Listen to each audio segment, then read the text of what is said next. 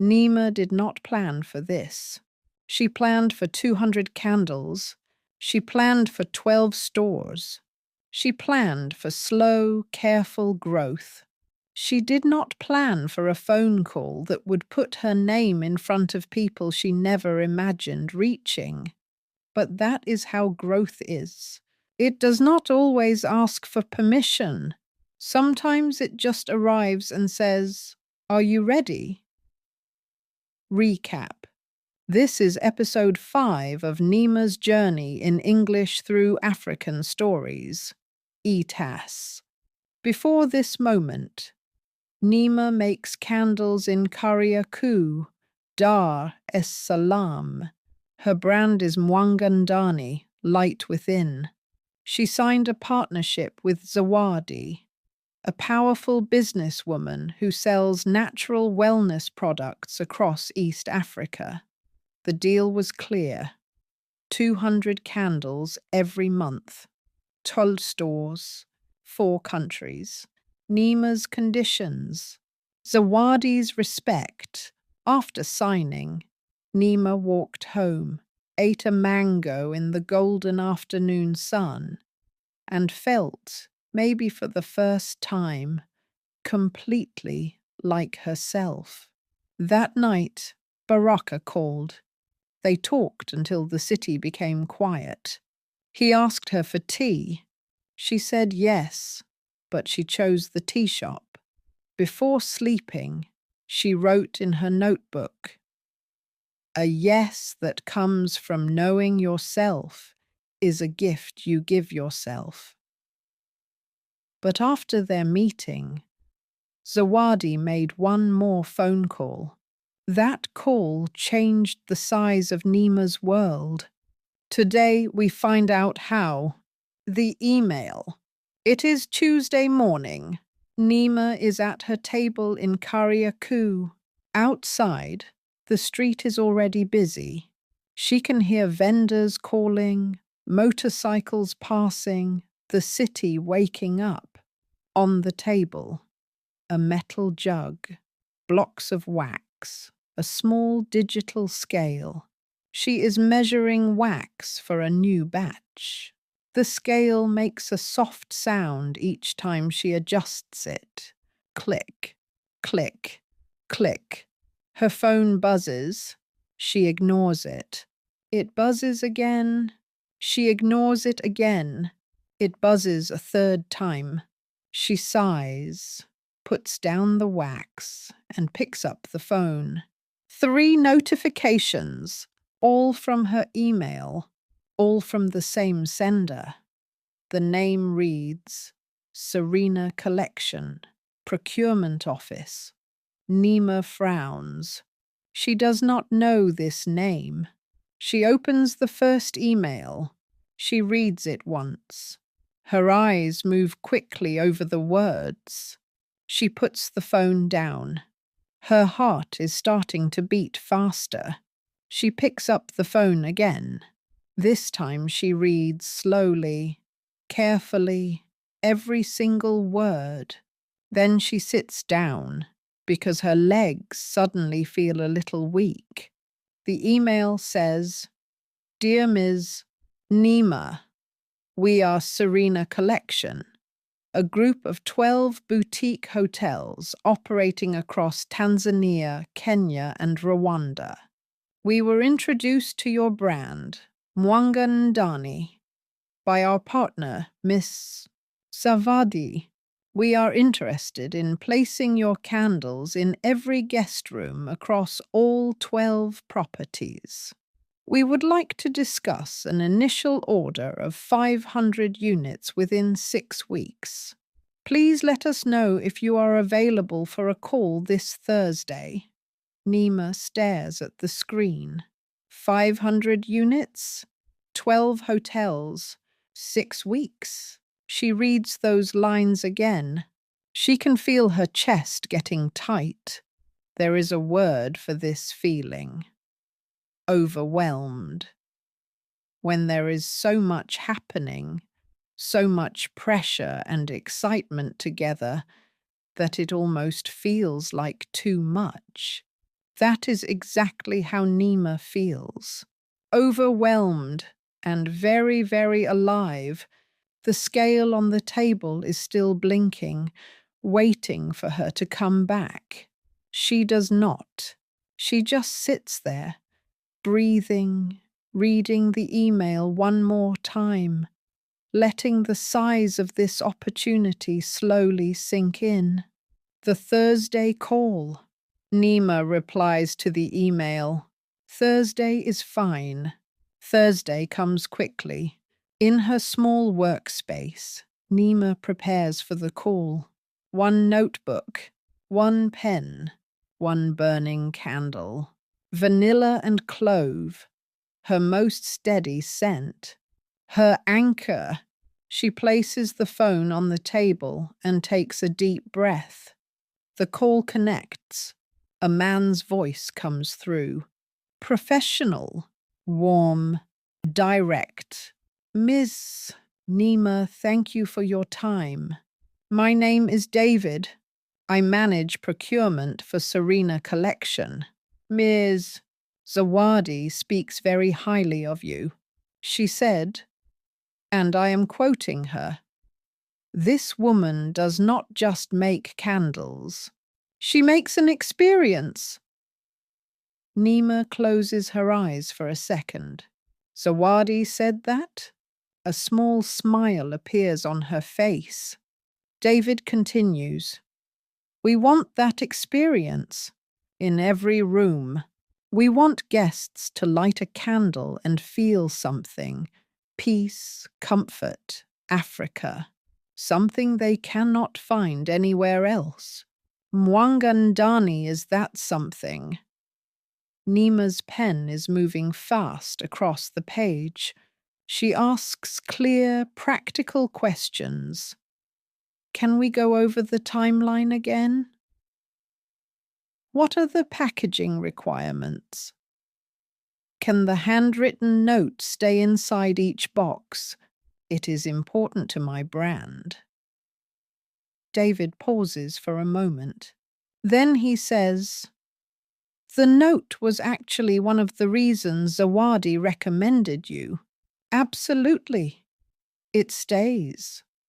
At the end of the call, David says, "We will send the formal brief by Friday. We hope to confirm the order by next week. 500 candles, 6 weeks from the confirmation date." Neema answers, "Thank you, David. I will review everything carefully." She ends the call. The room feels different now. Bigger. She looks at the candle on the table. The flame is small and very still. She whispers to it, almost like a promise. Okay, we can do this." Baraka's surprise. That same evening, Neema sits at her table again. She is calculating numbers, then staring at the ceiling, then calculating again.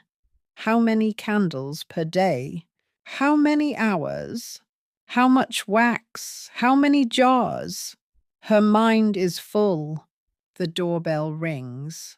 She gets up and goes to the door. When she opens it, no one is there. But on the floor, there is a small brown paper package. It is tied with a piece of sisal string. The simple kind you can buy in any market in Dar es Salaam. Neema looks down the corridor. Left, right. Empty. She picks up the package and brings it inside. She sits on the floor and unties the string carefully. Inside the paper is a small book. It is not new. The cover is soft from many hands. The title is simple, Quiet Courage. Reflections for the Growing Soul. Neema opens the first page. There is a handwritten note inside. The handwriting is calm and slow, each letter steady. It says, "Neema, I found this book when I was just starting. It helped me remember to breathe when everything felt too big. I think it is your turn to have it. The tea is still waiting. Whenever you are ready. Signed Baraka. Neema reads the note twice. Then she stays sitting on the floor, the book resting in her lap.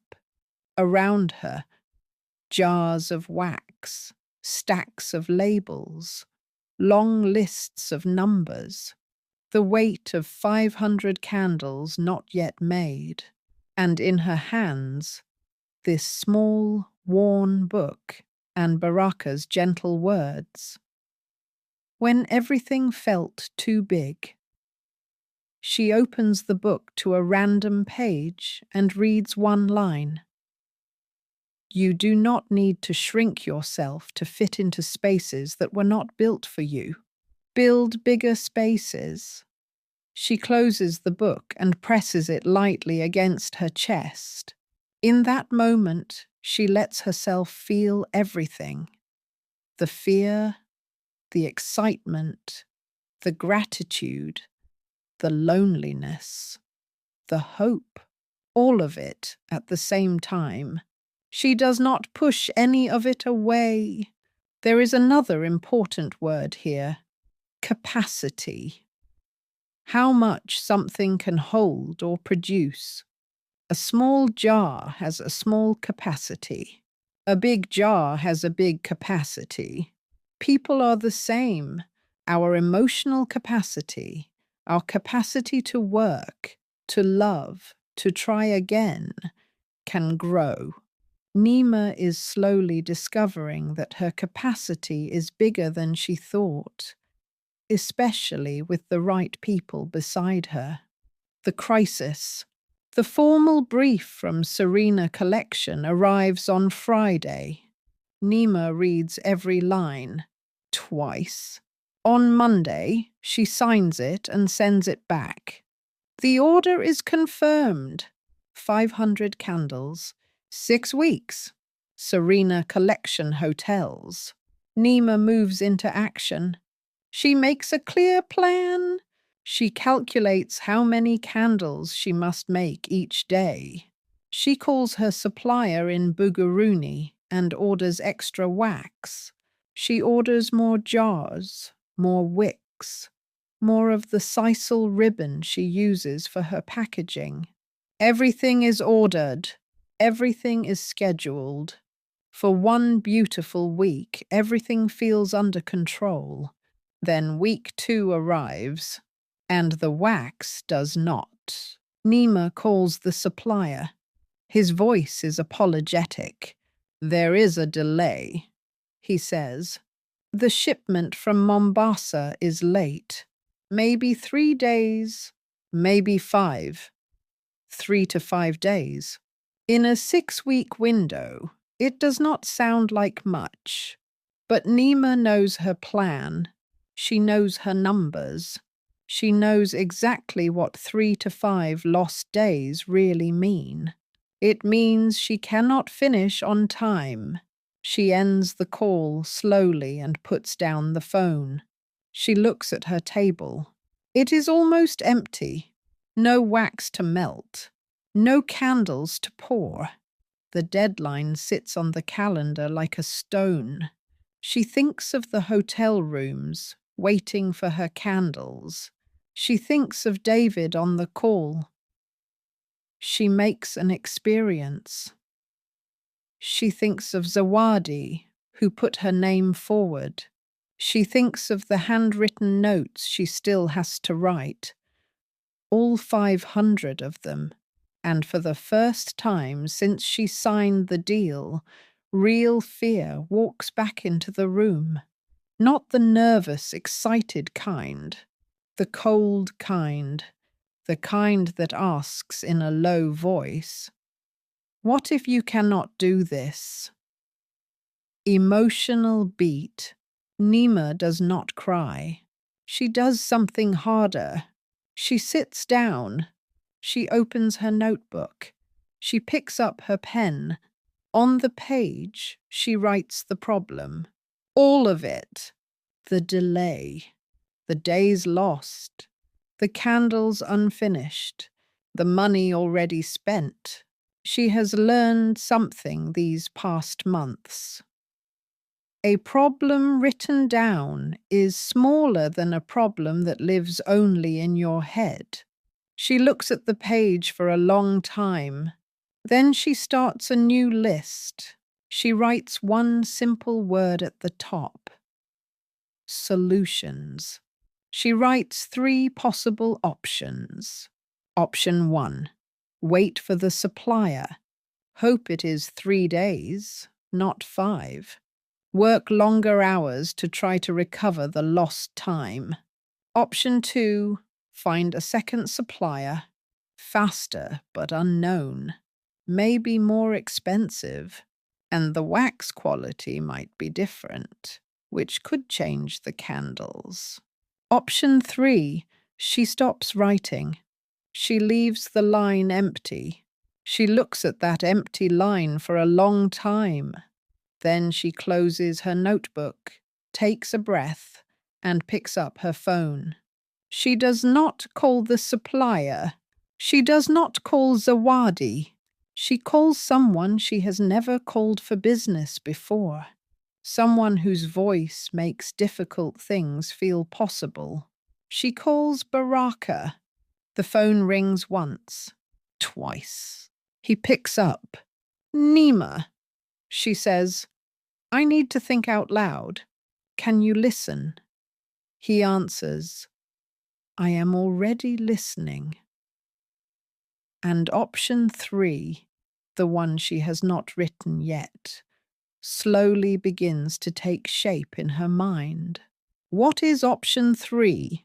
Can Neema still deliver 500 candles on time?